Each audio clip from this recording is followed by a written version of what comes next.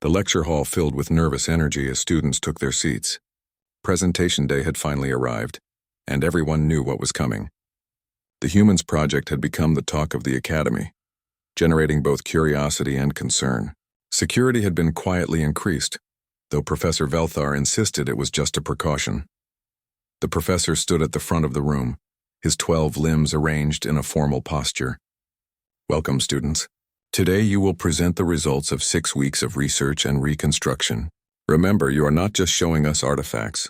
You are teaching us about your species' history and the evolution of warfare. Let us begin. He consulted his datapad. Our first presenter will be Cadet Hyun with his recreation of a Veldrani honor blade. Hyun walked to the front with confident steps, carrying a case that seemed to glow from within. He opened it with a flourish, revealing a crystalline weapon that caught the light and split it into rainbow patterns across the walls.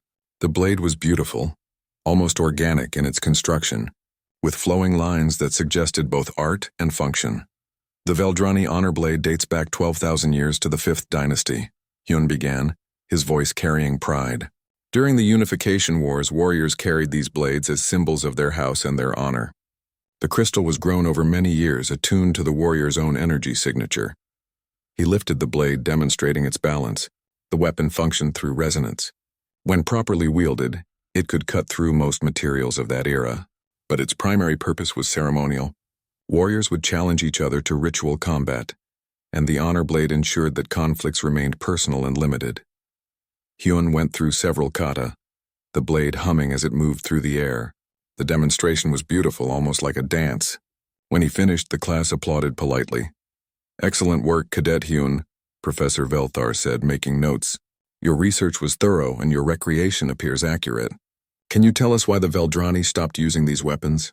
When we achieved planetary unification 11,000 years ago, warfare became obsolete. The honor blades were preserved in museums. Some families, like mine, maintain them as historical artifacts and practice the forms as a martial art. Very good, thank you. The professor consulted his datapad again. Next, we have Cadet Shan with a Corvelli sonic disruptor. Shan approached with her recreation, a sleek device that looked more like a musical instrument than a weapon. Her feathers ruffled with excitement as she explained. The sonic disruptor was used during the Sky Wars period, approximately 20,000 years ago. My people fought for control of the floating cities in our planet's upper atmosphere.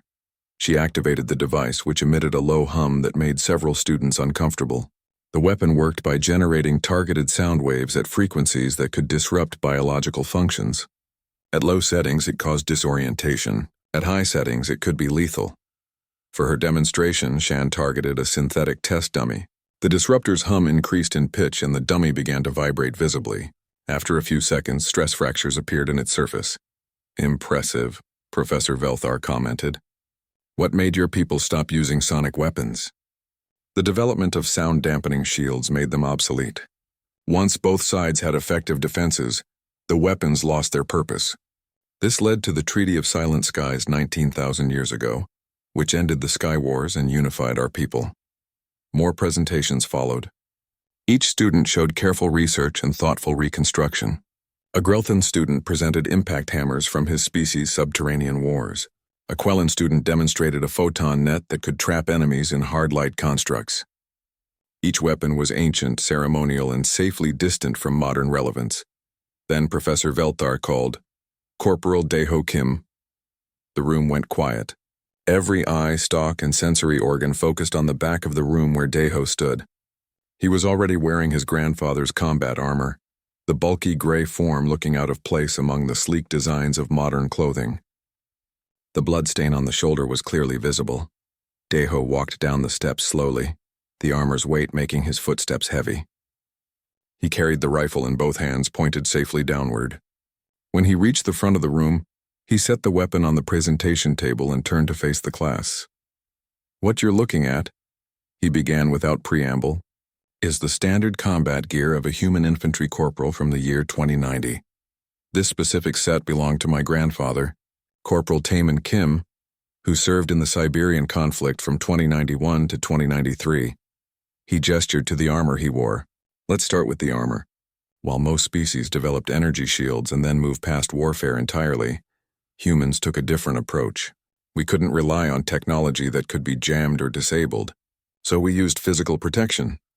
Deho knocked on the chest plate, producing a dull thud. This is a composite of ballistic fabric, ceramic plates, and trauma padding. It's designed to stop projectiles, absorb impacts, and protect vital organs. It weighs 20 kilograms. A soldier wearing this would carry it for hours, sometimes days, while moving through hostile territory. He pointed to various features. These pouches hold ammunition, medical supplies, water, and rations.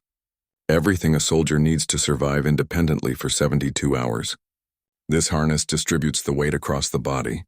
These reinforced areas protect the throat, groin, and joints. Mira raised her hand tentatively. Can you demonstrate its effectiveness? Yes. Deho nodded to a student in the front row. Cadet Linth, would you please use your practice energy weapon? Set it to low power. The Arthrosian student hesitated, looking at Professor Velthar, who nodded permission. Linth raised his weapon and fired at Deho's chest. The energy bolt struck the armor and dissipated harmlessly. The armor didn't even scorch. The ceramic plates can absorb multiple hits before failing, Deho explained. This armor took 7 direct hits during one engagement. My grandfather survived. His squad mate, who was standing 2 meters away without proper cover, didn't. The casual way he said it made several students shift uncomfortably. Now the helmet. Deho picked up the helmet from the table. No AI, no quantum processors, just analog electronics, a radio system, and a heads-up display powered by a battery. Why so primitive? Because in human warfare, the enemy tries to hack your systems, jam your communications, and disable your technology. This helmet can't be hacked because there's nothing smart enough in it to hack. He put the helmet on, and the class could see the scratched visor, the dent near the temple. This dent is from shrapnel. A piece of metal from an explosion struck my grandfather here, a few centimeters to the left, and it would have killed him. Deho removed the helmet and set it down. Then he picked up the rifle. The class collectively tensed. This is an M77 assault rifle. It fires solid projectiles using controlled chemical explosions. Rate of fire, 800 rounds per minute. Effective range, 600 meters. Muzzle velocity, 900 meters per second. He demonstrated the weapon's operation, loading a magazine with practiced ease. The ammunition is kinetic. No energy signature, no power source. Just mass and velocity. Professor Velthar interrupted, his voice careful. Corporal Kim, that weapon seems particularly violent. Why did humans use such destructive weapons? Deho met his eyes. Because they worked, sir. Because when you're fighting for survival, you use whatever gives you the best chance to live. This rifle is actually considered a light infantry weapon. We had much worse. He set the rifle down and picked up the combat knife. This is a backup weapon for when ammunition runs out or the rifle jams. 8 inches of steel designed for one purpose, killing someone in close combat. The blade caught the light, showing wear patterns along its edge. Patterns that didn't come from training. These grenades, he continued, indicating the explosives on the table, fragment into thousands of pieces of metal moving at supersonic speeds. The kill radius is 5 meters. The injury radius is 15 meters. They're designed to wound multiple targets simultaneously. He picked up the medical kit last, and when all that violence produces casualties, this is what we had to save lives. Manual sutures, chemical medications, pressure bandages. A soldier had to know how to perform basic surgery on themselves or their squad because proper medical care might be hours or days away. Deho opened the kit, showing its contents. Several students looked away. Cadet Hyun, Deho said suddenly, looking at the Veldrani student. You asked me why humans clung to savage warfare for so long. You said your people moved past this 12,000 years ago. Do you want to know the real difference between your ancient warfare and mine? Hyun said nothing, his crystalline features unreadable. Your species fought for honor, for territory, for dominance. When the cost got too high, you stopped. You unified peacefully. That's admirable. Deho's voice was level, factual. Humans fought for survival. We fought over food, water, land, resources, ideology, and sometimes just because we were scared of each other. We couldn't stop because stopping meant dying. So we kept fighting, and we got very, very good at it. The classroom was absolutely silent. Even Professor Velthar had stopped taking notes, all 12 of his limbs perfectly still. This equipment isn't ceremonial, Deho continued. The package from Earth arrived on a Tuesday morning. Deho stood in the Academy's receiving bay, watching as a cargo hauler carefully unloaded 3 large sealed cases marked with his name. The cases were old-style metal, not the sleek polymer containers most people use now. They looked like they had been sitting in storage for decades, which they had. "Sign here," the hauler said, passing over a datapad. "Heavy stuff. What's in there anyway?" "Family heirlooms," Deho replied simply. He had arranged to have the cases delivered to an empty storage room near the main lecture hall. Professor Velthar had given him permission to use the space for preparing his presentation. As Deho guided the anti-grav pallet down the corridors, he noticed other students stopping to stare. Word had spread about what was coming. Inside the storage room, Deho carefully opened the first case. The seal broke with a hiss of escaping air. His grandmother had vacuum-packed everything to prevent degradation. The smell hit him immediately, a mixture of old fabric, metal, and something else he couldn't quite identify. Gun oil, maybe, or just age. The combat armor lay on top, carefully folded. Deho lifted it out, feeling the weight. It was heavier than modern armor, bulkier. The outer layer was a dark gray fabric reinforced with ballistic fibers. Beneath that were ceramic plates designed to stop projectiles. The whole thing was designed for one purpose: keeping a human alive in an environment where other humans were trying to kill them. He noticed the stain on the left shoulder immediately. Dark brown, faded but still visible. Blood. His grandfather's blood from the day he was shot during the Kyoto evacuation. Grandma Yuna had tried to clean it, but some stains go too deep. The second case contained weapons. The assault rifle was the centerpiece, a blocky metal construction that looked primitive compared to modern energy weapons. But Deho knew better than to dismiss it. This rifle fired solid projectiles using controlled chemical explosions. No power source to drain, no energy signature to detect. Just mechanical precision and the laws of physics. Next to the rifle lay magazines of ammunition, carefully preserved. A combat knife with an 8-inch blade serrated on one edge. Fragmentation grenades. A sidearm, all of it functional, all of it designed to kill efficiently. The third case held the support equipment, a helmet with an integrated heads-up display, night vision goggles, communications gear, a medical kit that made Deho wince when he opened it, crude chemical medications, manual surgical tools, pressure bandages, everything a soldier might need to keep themselves or their squad alive when proper medical care wasn't available. "Knock, knock," a voice called from the doorway. Mira stood there, her bioluminescent patterns flickering with curiosity. "Can I come in?" "Sure," Deho said, stepping back to let her enter. Mira approached the cases slowly, her large eyes taking in everything. She stopped when she saw the rifle. That's an actual weapon? From a real war?" "Yes." She reached out, then pulled her hand back. "May I?" Deho nodded. Mira carefully lifted the rifle, surprised by its weight. "It's so heavy. And this construction, it's entirely mechanical?" "Mostly. The targeting system has some basic electronics, but it can function without them. My grandfather used to say that a weapon that depends on technology is a weapon that will fail when you need it most." Mira set the rifle down carefully, as if afraid it might go off. Her patterns had shifted to an anxious yellow. "Deho, I need to ask you something. When you present this, are you going to actually demonstrate it? Are you going to fire this weapon?" The professor approved a demonstration, yes. "There's a firing range in the lower levels. I've already cleared it with Academy security. But why? Why not just explain it theoretically? Why do we need to see it actually work?" Deho looked at his friend for a long moment. "Because theoretical knowledge isn't the same as understanding. Everyone in that classroom has studied ancient warfare. They've read about it, analyzed it, discussed it academically, but they don't understand it. Not really. They think war is something historical, something that happened to primitive species who didn't know any better." He picked up the combat knife, turning it in his hands. "This knife has killed people. I don't know how many. My grandfather never talked about that part, but I know it happened, because there are marks on the blade that don't come from training or maintenance. They come from use." Mira's patterns turned a deep, troubled blue. "You're trying to make us uncomfortable." "I'm trying to make you understand," Deho corrected. "There's a difference between knowing something intellectually and understanding it viscerally. When I demonstrate this equipment, when you see what it does, you'll understand what human warfare really was, and maybe then you'll understand why humanity works so hard to maintain peace now." Over the next 2 weeks, Deho prepared meticulously for his presentation. He cleaned and checked every piece of equipment, making sure everything was functional. He practiced assembling and disassembling the rifle until he could do it blindfolded. He reviewed his grandfather's service records, reading through accounts of battles and operations that had happened over a century ago, but felt much more recent. His grandmother sent him additional materials.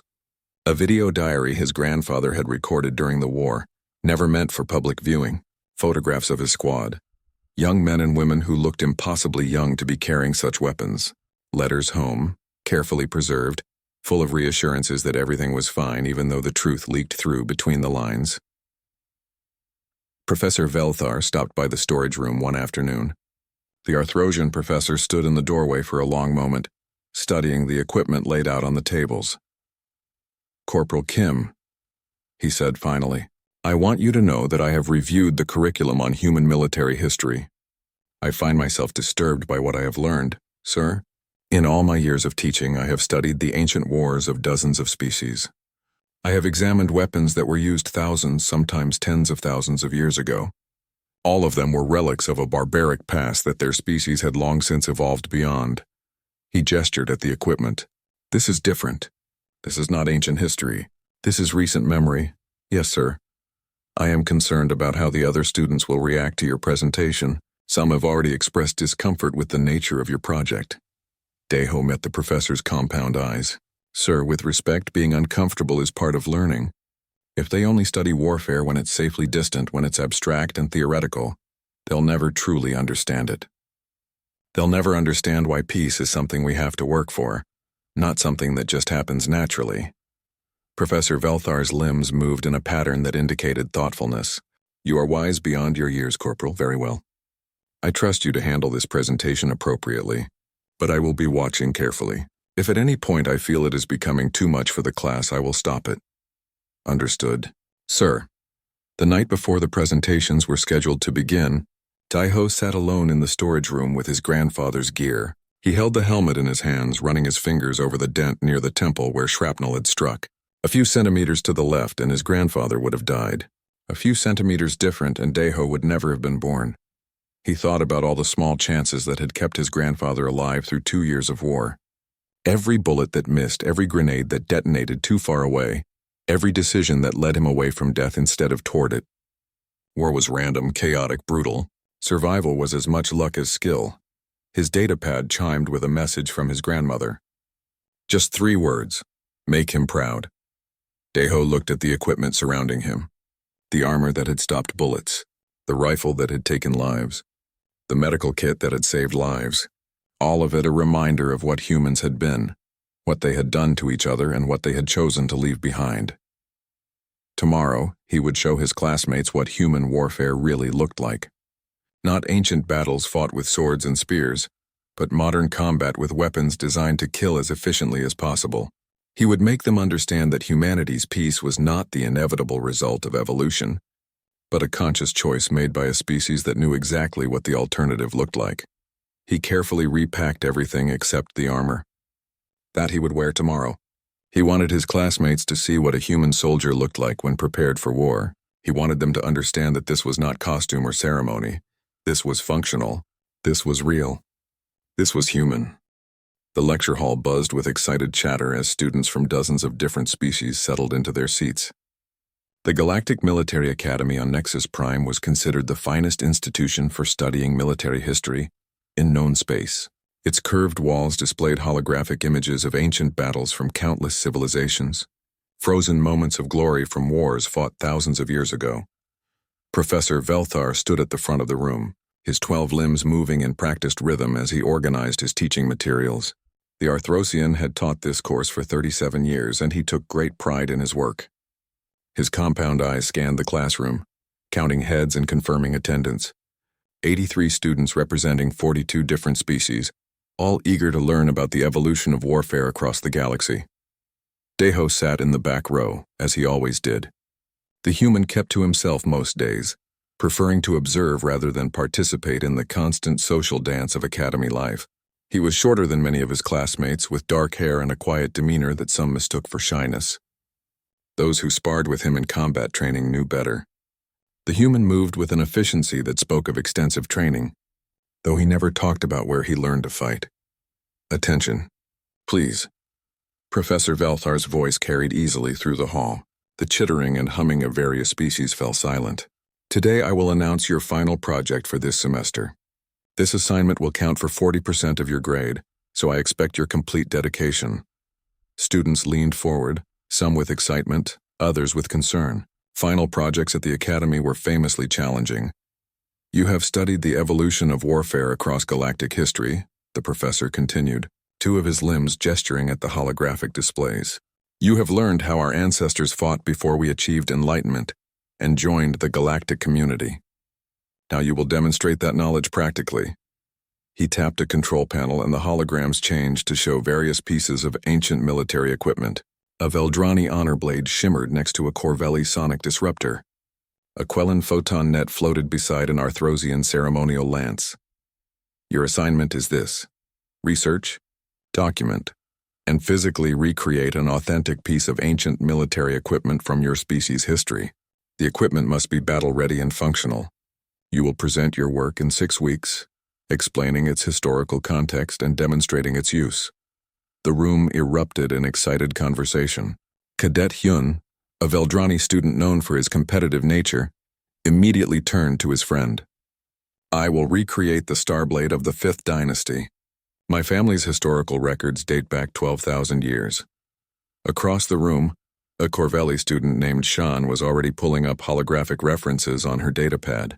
The resonance cannons from the Sky Wars period would be perfect. They are over 20,000 years old. Mira, a friendly Quellan who often studied with Deho, leaned over to whisper, "What do you think you will choose? Human military history must have fascinating options."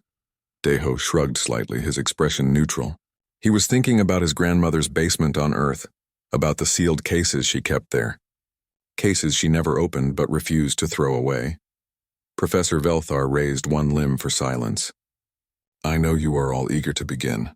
Before you leave, I want to speak with each of you briefly about your preliminary ideas. This will ensure you choose appropriate subjects. He began calling students forward alphabetically by species designation.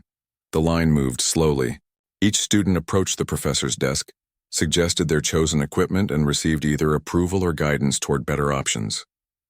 Deho waited patiently, watching as his classmates presented ideas pulled from museums and archaeological databases.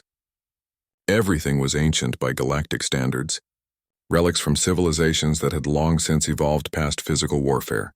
Finally, Professor Velthar called Corporal Kim. Please approach. Deho walked down the steps to the front of the room.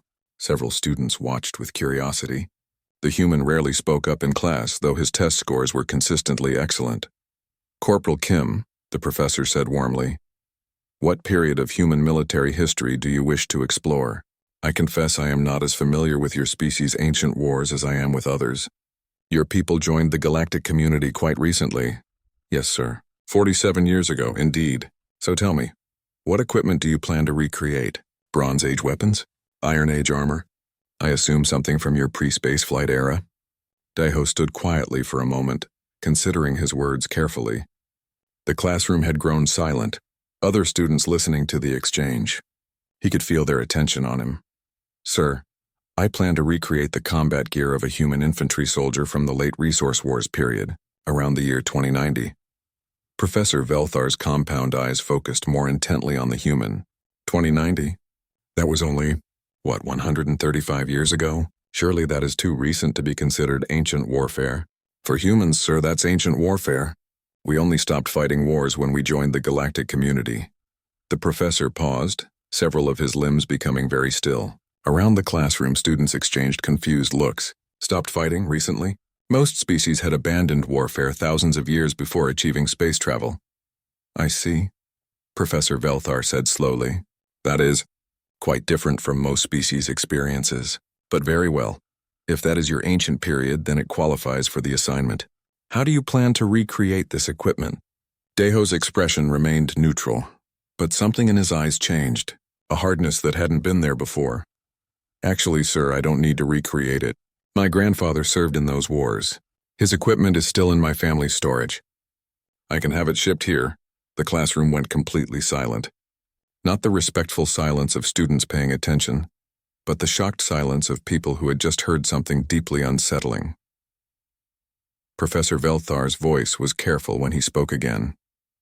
Your grandfather's actual combat equipment? From a real war? That he personally used? Yes, sir, I see. And this equipment, is it still functional? Yes, sir. My grandmother maintains it carefully. She says it's important to remember. The professor's limbs moved in what other Arthrosians would recognize as discomfort. Corporal Kim, when you say you can provide the actual equipment, do you mean? Daeho's voice was quiet but clear in the silent room. Professor, the assignment was to recreate ancient gear. I just need to know, do you want mine cleaned or bloodstained? The question hung in the air like a physical thing. Students stared at the human with wide eyes or eye stalks or sensory organs. Their ancient weapons were museum pieces, archaeological reconstructions of things used in wars so old they were barely more than legends. This human was offering to bring his grandfather's war gear, equipment that had been used in actual combat, recently enough that the blood might still be on it. Professor Velthar took a long moment to respond. When he did, his voice carried an emotion that humans would call respect, though tinged with something else, something that might have been fear. Cleaned will be acceptable, Corporal Kim. Please proceed with your project. Daeho nodded and returned to his seat. The classroom remained unnaturally quiet for several seconds before Professor Velthar dismissed the class. As students filed out, they whispered among themselves in dozens of languages. The human had just reminded them of something uncomfortable. Not all species had the luxury of treating warfare as ancient history. For some, the blood was still fresh enough to stain. The cafeteria was crowded during lunch period, filled with the sounds of hundreds of students eating and talking. Daeho sat at his usual table near the windows, working through his meal while reviewing notes on his datapad. He preferred the quiet corner spot where he could see the stars beyond the station's viewports. Mind if I sit here? Mira approached with her tray, not waiting for an answer before settling into the seat across from him. The Quellen's bioluminescent patterns flickered with curiosity, a trait her species displayed when interested in something. Sure, Daeho said, looking up from his datapad. So, Mira began, organizing her food. That thing you said in class yesterday. About the bloodstains. Everyone is talking about it. Daeho took a bite of his food, chewing slowly before responding. I figured they would be. Was it true? Does your grandfather's equipment really have blood on it? Some of it, yes. My grandmother tried to clean everything after he came home, but some stains don't come out completely. She kept it all anyway. Mira's patterns flickered faster, shifting from blue to a concerned yellow. Daeho, I don't understand. You said your grandfather fought in ancient wars, but you also said it was only 135 years ago. How is that ancient? Before Daeho could answer, 3 more students approached the table. Hyun led the group, his crystalline features set in an expression of skepticism. Behind him stood Shan and a Grelthan student named Kodo. We want to know the same thing, Hyun said, not bothering with pleasantries. You are trying to claim that human warfare from barely a century ago counts as ancient? That is ridiculous. My people's last war was 12,000 years ago. That is ancient. Yours is practically yesterday. Daeho set down his utensils carefully. He looked at the 4 aliens studying him with various expressions of confusion and doubt. Finally, he pulled up a file on his datapad and turned it so they could all see. This is a timeline of human military history, he said quietly. The professor asked me to prepare research materials, so I started with this. The holographic display showed a long, unbroken line stretching across thousands of years. Unlike the timelines they had studied for other species, which showed warfare ending at some distant point in the past, humanity's timeline of conflicts extended almost to the present day. Mira leaned closer, her patterns shifting to a shocked purple. This shows continuous warfare for over 5,000 years. That cannot be right. It's right, Daeho confirmed. Humans have been fighting organized wars since at least 3000 BCE. Bronze Age, Iron Age, gunpowder, industrial, mechanized, nuclear, cyber, orbital. We kept developing new ways to kill each other more efficiently. Shan's feathers ruffled in distress, but that's impossible. Once a species reaches a certain level of technological development, warfare becomes impractical. The cost is too high. Most species unify peacefully within a few thousand years of developing agriculture. Most species aren't human, Daeho said simply. Hyun crossed his arms, his crystalline body catching the light. You are saying your people are somehow special? More violent than everyone else in the galaxy? I'm saying we're different. Not better, not worse, just different. Daeho expanded the timeline, showing more detail. Look at these dates. The First World War ended in 1918. 21 years later, the Second World War started. After that, we had the Cold War, which technically wasn't a war but involved enough weapons to destroy our planet several times over. Then regional conflicts, resource wars, the water crisis conflicts, the Siberian War. When did it stop? Mira asked softly. 78. When we made first contact with the galactic community.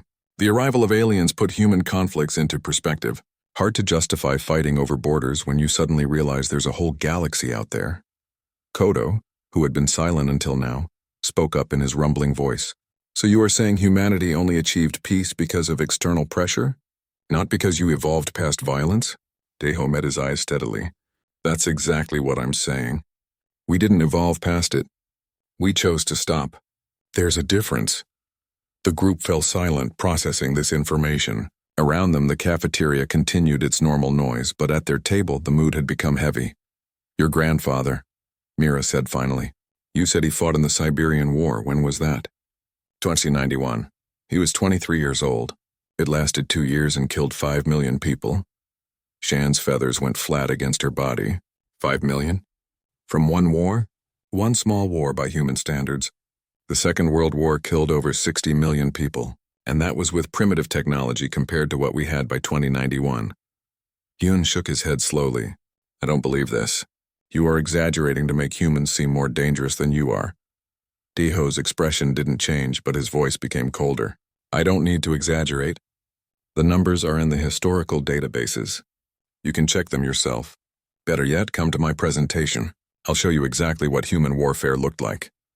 He stood up, collecting his tray. For your people, ancient warfare is something you read about in history texts, something your ancestors did before they knew better. For humans, it's recent enough that I grew up hearing stories about it. My grandmother still cries when she talks about the years my grandfather was at war. That's the difference between your ancient and our ancient. Daeho walked away, leaving the 4 students staring at his timeline still displayed on the table's holographic projector. The unbroken line of human conflicts glowed softly, a visual representation of 5,000 years of violence. This is disturbing, Shan said quietly. This is terrifying, Mira corrected. They let a species join the galactic community that was fighting wars just 47 years ago. What were the council thinking? Hyun studied the timeline more closely, zooming in on the recent centuries. The frequency and scale of conflicts increased dramatically as human technology advanced. Look at this. In the 20th century alone, they fought hundreds of wars. Some of them overlapped. They were fighting multiple wars at the same time. How did they survive as a species? Kodo wondered aloud. Maybe that's the question we should be asking, Mira said. Not how did they survive, but what did surviving that much violence do to them? Over the next few days, word spread through the academy about the human student and his disturbing timeline. Other students began researching human military history, many of them shocked by what they found. The images were particularly difficult to process. Photographs and videos of human wars showed devastation on a scale most species had never imagined. Professor Velthar found himself fielding questions from students across multiple classes. Many wanted to know why humans had been admitted to the galactic community, if they were so recently violent. Others questioned whether it was safe to have humans in the military academy at all. The professor addressed these concerns during his next lecture. I understand that Corporal Kim's project has raised questions about humanity's place in our community. However, I remind you that humans have been members in good standing for nearly 5 decades. They have not engaged in any aggressive actions during that time. They have contributed to galactic security and scientific advancement. Their past, while violent, is still their past. A student in the front row raised a tentacle. But sir, how do we know they won't return to violence? If they fought wars for 5,000 years, 47 years of peace is barely a blink.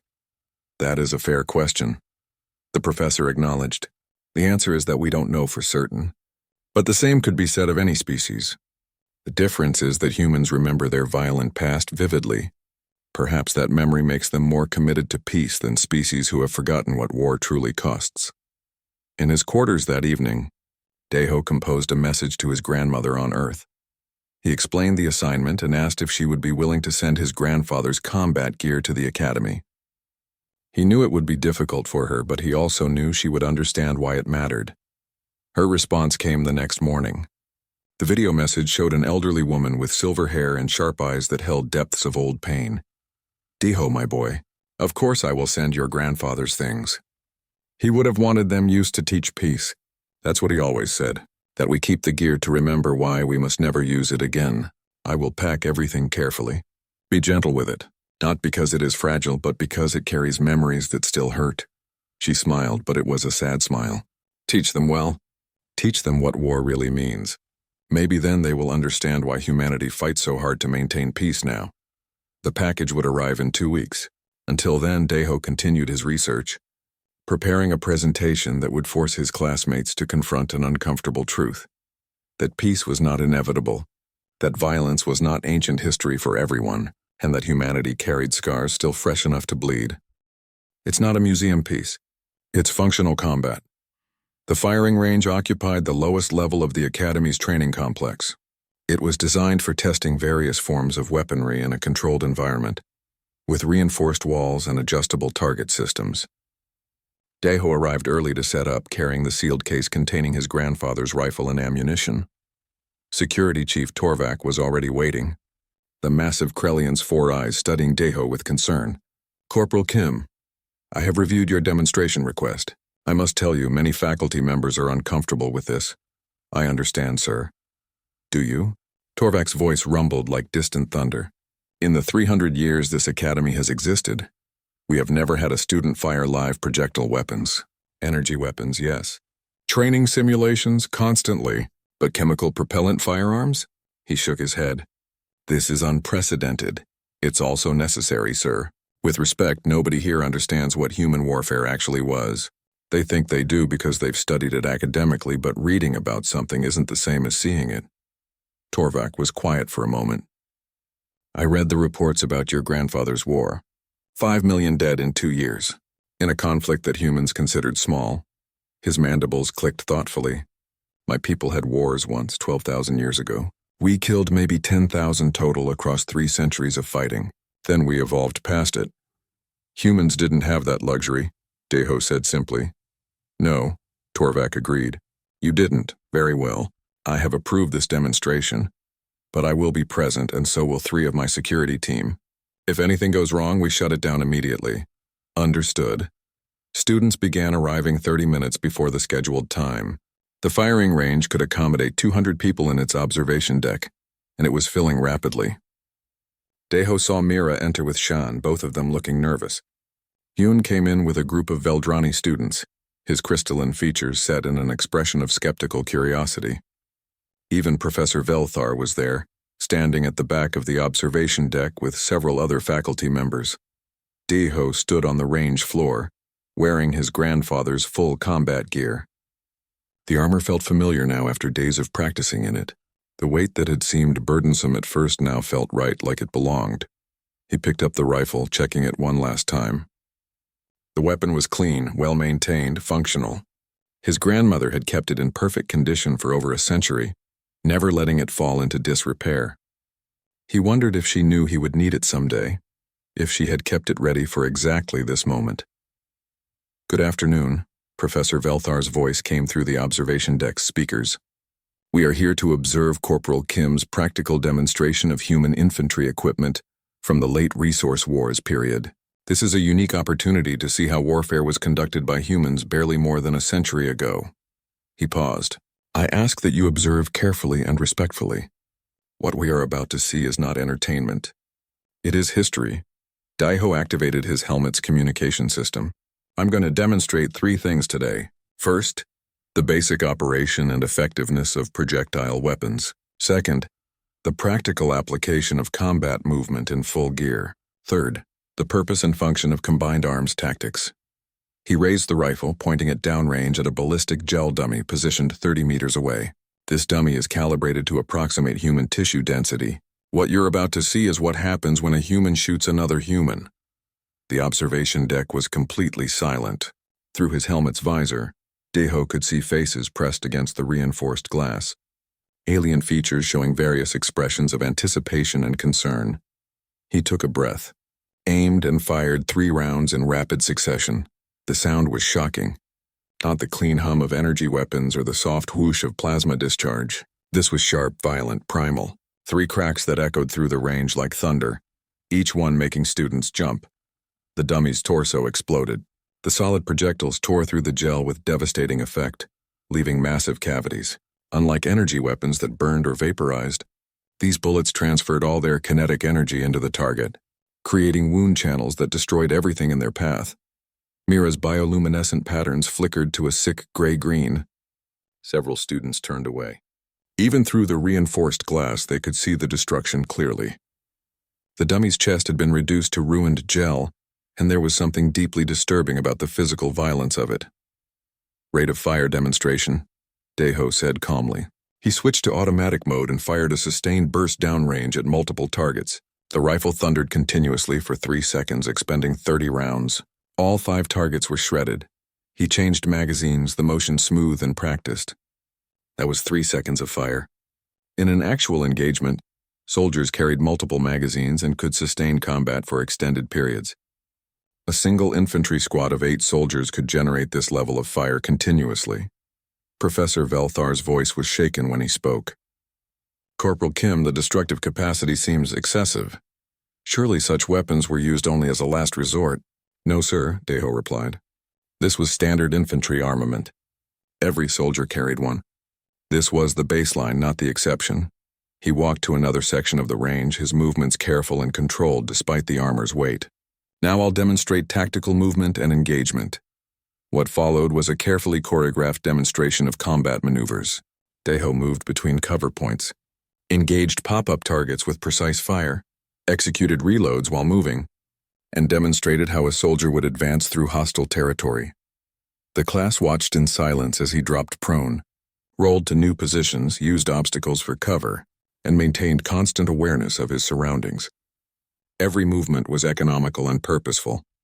There was no wasted motion, no flourish, just brutal efficiency. "This is how human soldiers moved through combat zones," he explained, breathing heavily from the exertion. "Always assuming someone was trying to kill you. Always prepared to return fire. Every doorway, every window, every shadow could hide an enemy." He stood and walked back to the equipment table, where he had laid out the rest of his grandfather's gear. "Humans didn't rely on single weapons or individual prowess. We used combined tactics." He held up a fragmentation grenade. "This is for clearing fortified positions or groups of enemies in cover." Setting it down, he picked up the combat knife. "This is for situations where firearms are impractical or unavailable." He gestured to the medical kit. "And this is for when all your tactics and weapons fail to keep you alive." Deho opened the medical kit, showing its contents to the cameras that projected his image to the observation deck. Combat medicine for humans was crude, because we fought in conditions where advanced medical technology either wasn't available or could be disabled. Soldiers learned to perform field surgery, treat massive trauma, and keep themselves and others alive long enough to reach proper care. He held up a pressure bandage. "This is for controlling arterial bleeding. You apply direct pressure and hope the person doesn't bleed out before help arrives." He set it down and picked up a small container. "These are chemical pain medications. Not nanite-based, not energy field stabilized. Just chemicals that interrupt pain signals long enough for a soldier to keep fighting." The observation deck was so quiet that Deho could hear his own breathing amplified through the helmet's speakers. "I want you to understand something," he said, looking up at the glass where hundreds of alien students watched him. "Every piece of equipment I've shown you today was designed with one purpose: keeping humans alive in situations where other humans were trying to kill them. We didn't develop this gear because we were barbaric or primitive. We developed it because we needed it. Because for 5,000 years warfare was part of human existence." He removed his helmet, showing his face to the cameras. "My grandfather wore this armor. He fired this rifle. He carried this knife and used this medical kit. He did these things not because he wanted to, but because if he didn't, he and everyone in his squad would die. That's what human warfare was. Not honored duels or ceremonial combat, survival. Professor Velthar's voice came through the speakers softer than before. Thank you, Corporal Kim. That was educational. Does anyone have questions? For a long moment, nobody spoke. Then Hyun's voice came through, and he sounded different than before. The arrogance was gone, replaced by something else. Respect, maybe, or understanding. Corporal Kim, I need to apologize. When you first announced your project, I thought you were trying to make humans seem dangerous. I didn't understand. Your people aren't dangerous because you have violent technology. You're dangerous because you remember what that technology does. And that memory makes you committed to peace in ways the rest of us can't comprehend. Daeho nodded slowly. Thank you for understanding. Mira spoke next, her voice small. How did your grandfather live with the memories? How did any of them? Some did, some didn't. My grandfather had nightmares for 40 years. He would wake up thinking he was back in Siberia, reaching for weapons that weren't there. But he also taught me that remembering the horror was important, that if we forget what war costs, we might be willing to pay that price again. More questions followed. Students ask,